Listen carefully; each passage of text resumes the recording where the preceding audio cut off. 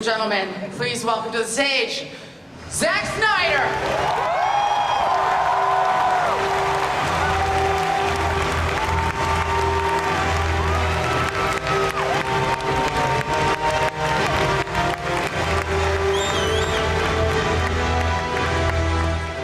Okay, so first of all, Zack, this obviously is not your first Comic-Con.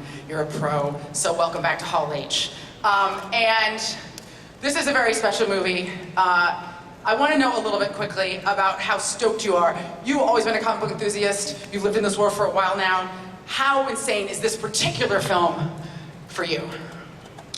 Well, it's cool because, I mean, for me, you know, it's really a dream come true type of project because I've always been into the sort of big icon superheroes, and Batman and Superman, I mean, I don't know after that what do you do? It's they're pretty epic stuff. Yeah, and by the way, and getting a chance to make this particular movie with this particular cast, I don't know for me how it gets any better than that. I really, honestly, it's been a pleasure and an honor working with this group. I've seen some footage from the film. It's extraordinary. I don't know quite how to articulate what an epic collision and story this is going to be. I think the thing to do right now is to bring the rest of the cast out. Yeah, let's do it. Yeah. Okay, so, ladies and gentlemen, please welcome to the stage, Holly Hunter.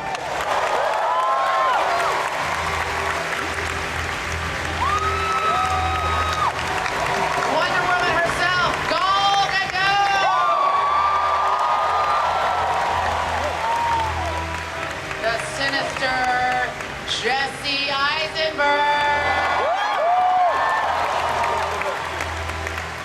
Sinister. He's super sinister. Look at him. He's got a blazer on. That's evil. Ladies and gentlemen, Amy Adams!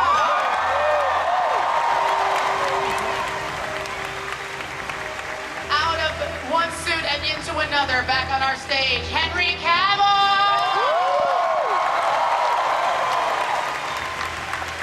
And ladies and gentlemen, the Batman, Ben Affleck!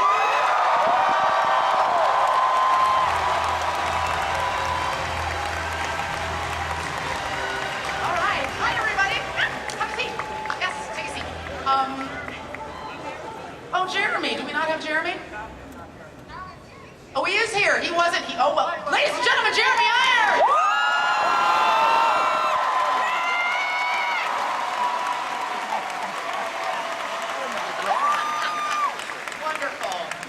Team is fully assembled. Okay, so I think before we chat, there's something that Zack wants to show everybody. Yes. Oh yeah! All right, so we put this together, especially for you guys. It's not the whole movie, of course, but I think you get a little bit of a taste of what it's about. So yeah. Let's just show it, because honestly.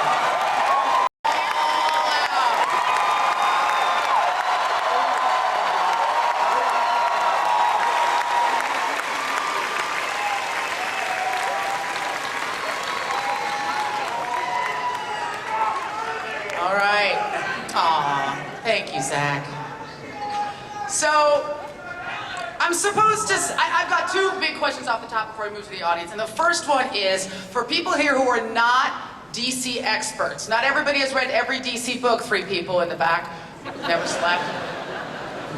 How canonical is this conflict? How rooted in canon is the Batman v Superman conflict? Or is this something that was created for this film? Because personally, I never heard of it till now.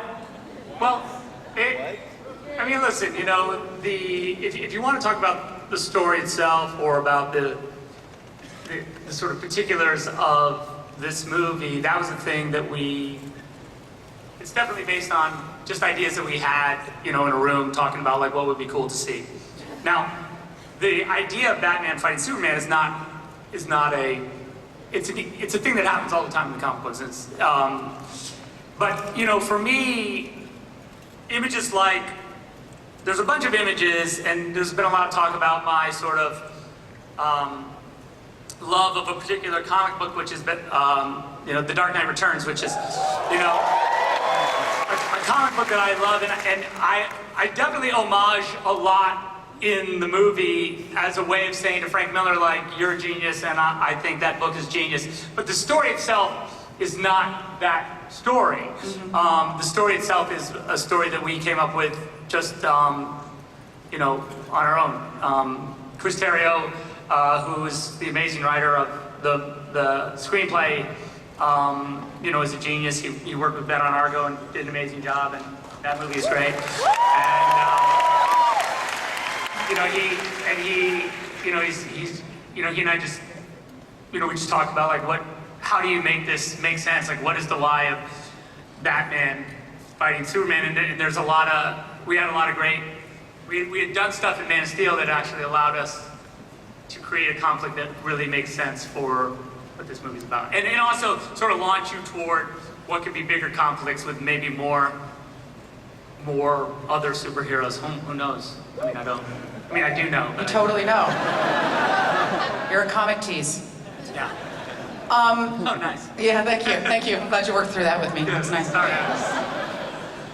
This is also the first time we're seeing Batman and Superman together on the big screen. We've seen it in the books before, obviously, many times. And it's also the first time we have both Gotham and Metropolis together. So again, how did you merge those universes, and kind of what rules did you follow and what rules did you break? Yeah, well, I mean, I think the big rule that we broke is we put Gotham and Metropolis right next to each other. I don't know if it appeared that way ever, maybe somewhere. Probably, it's been, you know, if you dig deep enough, you can find a justification for just about everything. But it made sense to us and worked for our story that they were kind of sister cities, you know, across the big bay. And so you had kind of, it's like Oakland and San Francisco kind of, yeah. I'm from San Francisco. San Francisco would win, I think. Okay. Metropolis. I'm from Metropolis? Okay, good. That feels good. Look, people know this world, and I think they know this world intimately, but there have been so many iterations and so many reboots, obviously, in the DC universe. I want to talk a little bit about the panel here, because this is a pretty iconic group of characters that people know, that have been played before. If we could just go down the line and talk a little bit about what creative challenge that presents when you're playing a character that's been played before, multiple times by multiple actors. What do you stay true to from the canon, and what do you invent? And was that challenging for you? Did everybody just find a new way into the character and it was simple? I don't know. Should we start with, why don't we start with Carl? Anyone who would like to start? This is a democracy. Okay. Well, Michael Caine is pretty amazing. As Alfred. So I had big shoes to sit in, but he's a little different, my Alfred. So I think there are surprises in store, but I carried along myself on the explosions around me and on the world around me. I followed the boss and tried to make him happy and tried to make him safe and tried to make him grow up a little.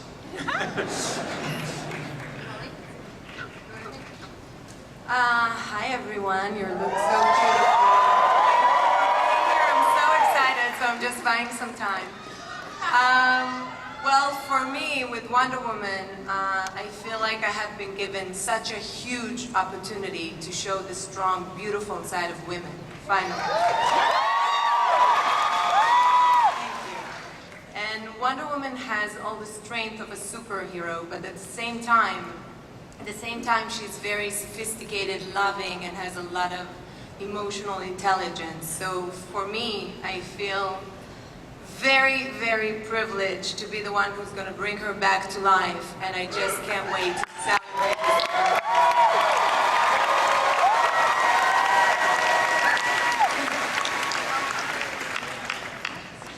To the girl power. Okay. Girl power, Chris. I was gonna say the thing about the strong, independent women, but she took it. No, my character has been in obviously other movies, and you know, there's always kind of like a campy element to the character, but probably in terms of your question, I think there's probably a real kind of emotional groundedness to this version of it, and I attribute that to the writer Chris Terrio, as Zach said, who's just such a phenomenal writer, and gives every character in this movie like a real emotional core, even though the situations are so heightened and theatrical. Yes. He also had the most luxurious locks of any Luthor ever. Really very, I mean, swing that around. That was beautiful. A very low bar, they were all bald.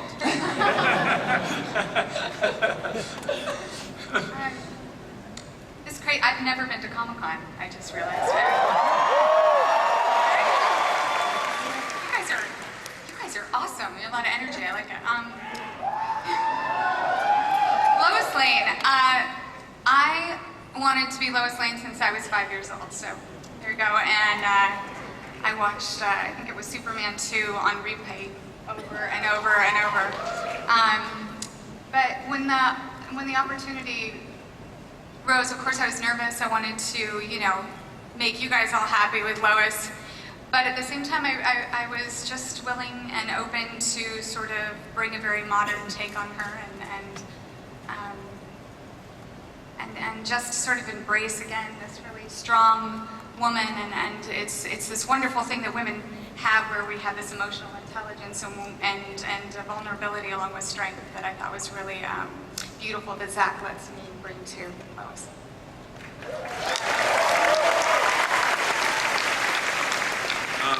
For me, well, obviously, especially Christopher Reeve did such a fantastic job. It was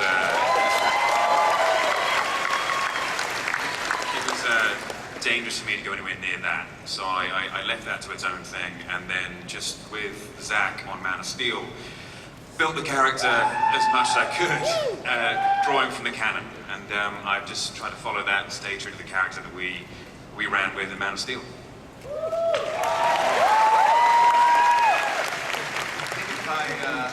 If I thought too hard about the actors who played this part before, I couldn't have taken the job. I mean, Tim Burton, Val Kilmer, George Clooney, the great Christian Bale, and I talked to Zack about it. I was like, "Are you sure?" You know, and he said, "I have this vision, I have this idea for the guy, and you're perfect for it." And I said, "Well, what do you mean?" He's like, "At the end of his rope, he's older, he's like a burnout."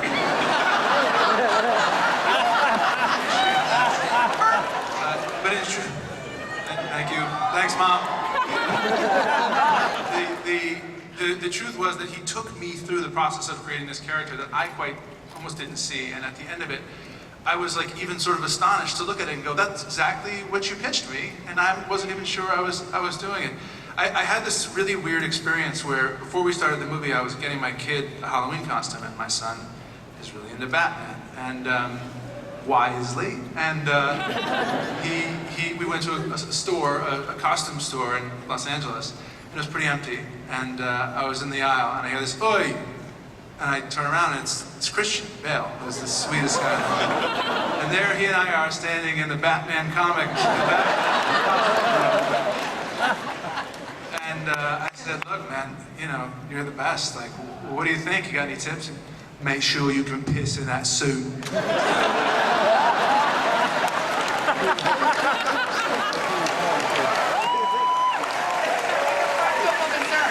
Yeah, we put a zipper on it. Yeah. Did you? Actually, I think, Henry, we put a zipper on your suit retroactively, didn't we? This time. Yeah, this time. Yeah. You know, you don't think of these things.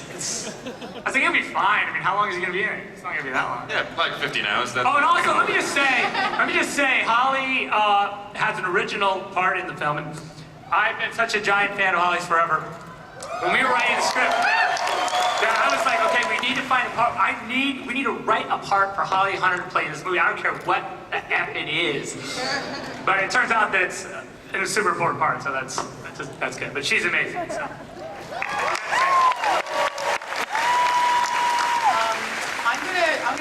I'm gonna be a dick. Because, you know, the title begs a very specific question, right? Which part of the title? The Batman v Superman Okay, part very of the good. title. Very good. And you know you've heard this a million times since you started developing this film, and you'll hear it a million Right. times after. Who would win a fight between Batman and Superman?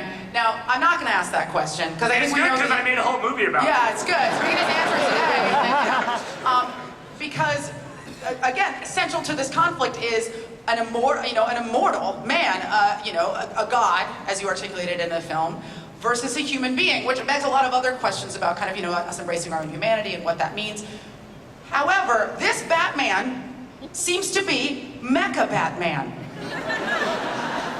He is a little bit of an augmented Batman. I think the thing to look at in we call it the mech suit, whatever, but it really, in truth, it's not.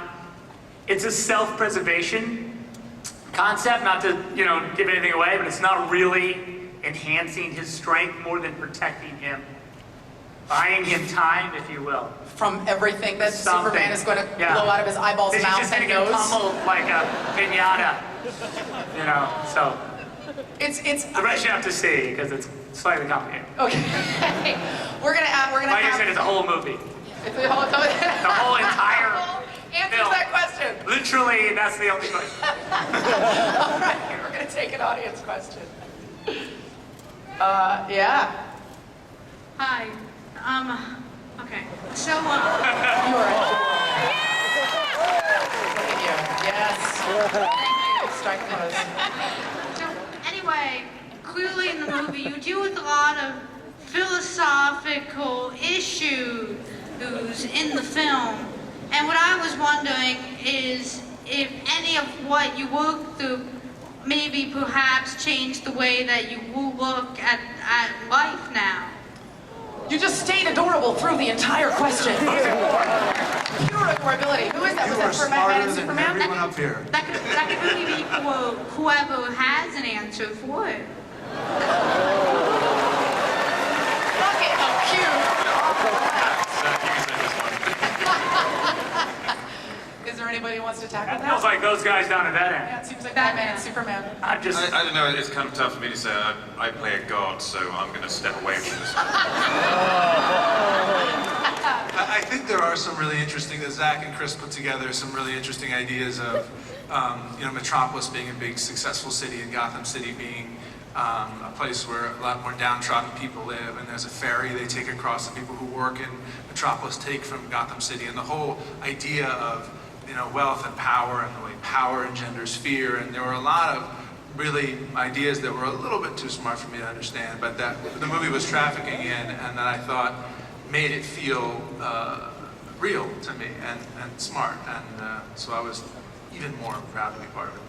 This is from someone who made a movie that I had to go to Wikipedia every 5 minutes to understand Argo. But sure, yeah, Superman versus Batman. Too smart for Ben Affleck. Okay. There'll be more Wikipedia. One more. Oh, Superman's back out of the gym again. Hello. Was it leg day or arm day? All right, let's No, go. look at this guy's. Look at this guy's tattoos. Yeah. He's got tattoos on his calves. Oh, very nice. Superman. How do I know that? I've seen him before. You know what, Zach? So have we. Go for it, buddy. When you guys were filming the movie, at what point in time did you say, oh my God, we're coming up with something great, awesome. We're going to blow all your guys' minds away? Without spoilers, but if you do, Or spoilers. please. Thank you. While shooting the movie, I feel like. Yes. I mean, look, the truth is, when you're shooting the movie, there are moments when you shoot the movie that feel like, wow, this is cool. Just for instance, when we were we did a little photo shoot,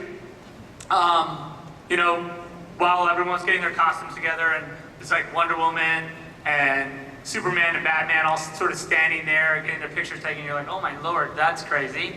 Okay. But I think that, for me, it actually happens long before that, when we're just kind of figuring out what we're going to do, and I'm drawing, and we're just kind of getting ideas of, different kind of images that we're going to create. And I just, normally, this is going to sound weird, but I'm by myself when that's happening. And I don't do anything weird. Sure. But there is that moment, like when you do, like if you do a doodle and you're like, oh my Lord, I know that. I want to see that. Where are the cameras? Where's everybody? Come on, let's go shoot this. So I think that's really, for me, the moment. I don't know, like for these guys, if they had different experiences, of course they probably would, but, you know, because by the time also I'm filming, I've seen the costume 1,000 times, and, you know, it's like a love scene, you know, everyone talks about, oh, when you do a love scene, is it sexy? And I don't know, because I've never done a love scene in a movie, I've only witnessed it. That would be weird. Not creepy.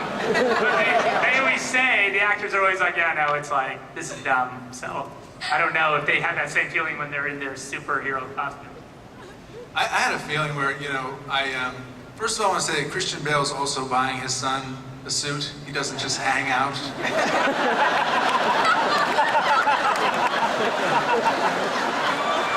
me, you know, like, you look at the cast, and you look at the script, and that's so much of what's there, and I always thought you can only tweak a certain amount past that because you've almost kind of made the movie. And I remember a day, about 2 weeks in it, where I read the scene, and I thought about how to play it, and I came in and watched it, and I thought, okay, yeah, we should probably like shoot it this way or that way. And Zack set the shot up so that it was one shot, and he put it on a crane, and it came around, and it covered everybody's dialogue, and it kind of encompassed the scope of what we wanted to do. And I was just like, fuck, I would never do that. That's so good. Sorry, it says people are under 18. But anyway, I remember thinking that we were in good hands.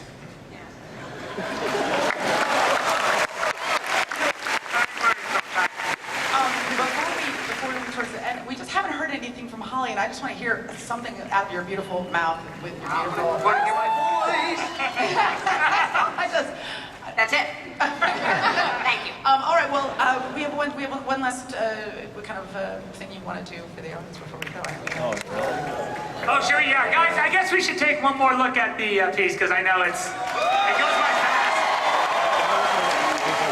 It's only 3 minutes and 11 seconds, I think, or something like that. Not that I know how long it is. Let's take another look. So let's take it.